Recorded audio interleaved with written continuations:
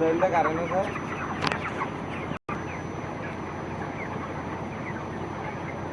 বুঝুন আমার আই তিনটা গেলে যে হানি তো হলো খাইবো ভাই যোগ থেকে আমরা দুই করে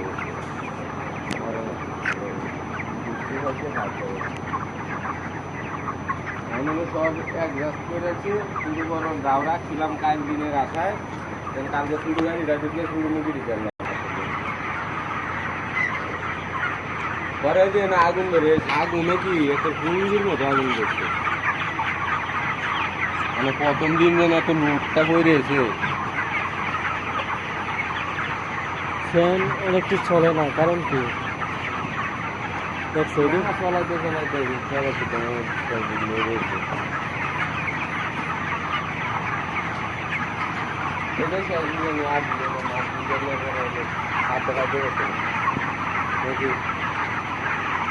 কাজ কতবার যেতে আজকাল তো একটা গেলে মুখে রাখতে বুঝতে পারে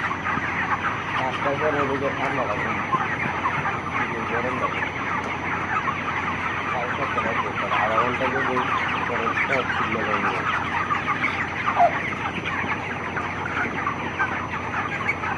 কেমনে মুরগি রাখবো এত গরম এক হাত দিতে হলো কারেন্টের মধ্যে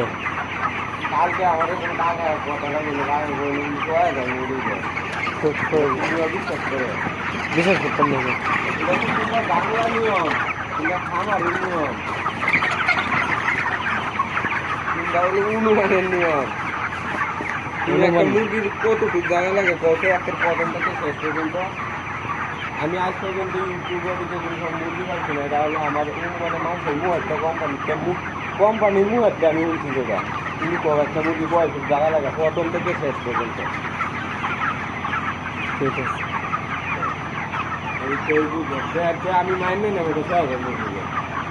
আরো 500 মুরগি দিলে আরো 1000 মুরগি দিলে এখন যে ওজনটা আছে এই ওজনের অনুযায়ী মুরগি এখন কত আছে 17-18 না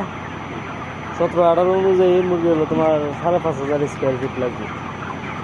তোমার কি মনে হয় যে আরো 1000 মুরগি দিলে মানে মুরগিটা এরকমই থাকতো তোমার এটা মনে কিন্তু হ্যাঁ 20-এর উপরে করলে তাহলে জামাটা লেগে বেড়ে যাবে 20-এর উপরে কোন খামার মুরগি রাখে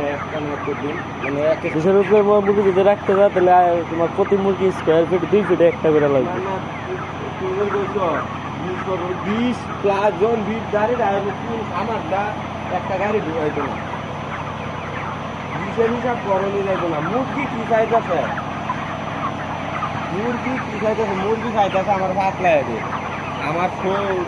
রক্ত সুবিধা হইতেছে খাইতেও সুবিধা হইতেছে তোমার পানি ভাত দিয়েছি 100 পানি ভাত আরো কমসে কম 50টা বাড়ানো উচিত